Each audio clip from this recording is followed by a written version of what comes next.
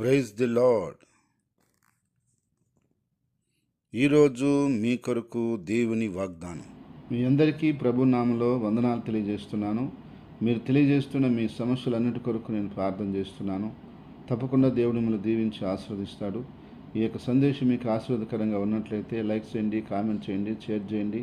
ఈ ఛానల్ని సబ్స్క్రైబ్ చేసుకోండి.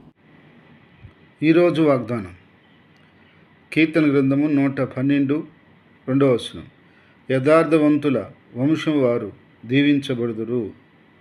ప్రియ సహోదరి సహోదరులారా, ఈ భూమి మీద ఎవరైతే యథార్థంగా జీవిస్తున్నారో వారందరినీ దీవిస్తానని, వారి వంశాన్ని దీవిస్తానని ప్రభు వాక్యం చదివిస్తుంది. కాబట్టి నా సహోదరి సహోదరుడా, దేవుని వాక్యం చదివించినట్టు, దేవుడి వాగ్దానం చేసినట్టు ఈరోజు యథార్థంగా జీవించే ప్రతి ఒక్కరిని దేవుడు ఆశీర్వదించి తీరుతాడు. వారికి ఏ మేలు చేయకుండా ఉండడు. అన్ని విధాలుగా వారికి సహాయం చేస్తాడు. అన్ని విధాలుగా దేవుడు వారికి మేలు చేస్తాడు.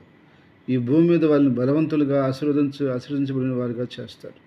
అంతేకాదు, వారి వంశం అంటే వారి తర్వాత వారి తర్వాత వారి పిల్లల తర్వాత వారి పిల్లలు, ఇలా వంశం ఎలాగైతే వస్తూ ఉంటుందో వారి వంశం కూడా దీవించబడుతుందంట. మనం చూస్తాము, పెద్దలు బాగా బతికిన వాళ్ళు ఉంటారు. పిల్లల టయానికి వచ్చేదానికి వాళ్ళు చాలా దెబ్బతినిపోయి పతన వ్యవస్థకి వెళ్ళిన వారు ఉంటారు. కానీ అలా కాకుండా ఉండాలి మన పిల్లలు, మన వంశం అనుకుంటే ఈరోజు యథార్థంగా మనం జీవిస్తే రాబోయే రోజుల్లో దేవుడు గొప్ప గొప్ప కార్యాలు మన జీవితాల్లో, మన కుటుంబాల్లో, మన పరిచర్యలో, మనకు కలిగిన సమస్తాలు ఆయన చేయగలుగుతాడు. కాబట్టి నా ప్రియ సహోదరి సహోదరుడా, నువ్వు ప్రభు కోసం యథార్థంగా జీవిస్తున్నావా? ఈ లోకస్తులు యథార్థంగా జీవించాలని కూడా వారికి నిబంధన లేదు. కానీ వాళ్ళు ఇష్టం వచ్చినట్టు వాళ్ళు జీవిస్తారు. కానీ నీకు నాకు ఒక నిబంధన ఉంది. అదేమిటంటే యథార్థంగా జీవించడం. ప్రభు కొరకు ఈరోజు నువ్వు యథార్థంగా బ్రతికినట్లయితే యథార్థవంతులకు దేవుడు వాక్యంలో అనేకమైన మేలులు, ఆశీర్వాదాలు, దీవెనలు ఉన్నట్టు రాయబడి ఉంది. కాబట్టి ఆ వాగ్దానాలు, ఆ దీవెనలు అన్నీ నీకు వస్తాయి. అవి మాత్రమే కాకుండా రాబోయే రోజుల్లో నీవు ఎలా దీవించబడతావో అలాగే నీ బిడ్డలు కూడా అన్ని విధాలుగా దీవించబడతారు. వారి వంశం దీవించబడుతుంది. దావీదుని దేవుడు ఏ విధంగా ఆశీర్వదించాడో, వారి వంశాన్ని ఏ విధంగా ఆశీర్వదించాడో మనం బైబిల్లో చూస్తాం.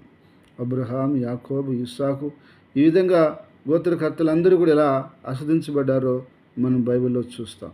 కాబట్టి ఈరోజు నా ప్రియ సహోదరి సహోదరుడా, నీవు కూడా ఈ భూమి మీద ఆస్వాదించబడాలి. నీ తర్వాత నీ పిల్లలు కూడా ఈ భూమి మీద ఆస్వాదించబడాలి, దీవించబడిన వారిగా ఉండాలి. అది దేవునికి ఇష్టం, దేవుని వాగ్దానమై ఉంది. కాబట్టి తప్పకుండా దేవుడి వాగ్దానం చేసిన ప్రకారంగా నీ జీవితంలో ఆయన చేసి తీరుతాడు.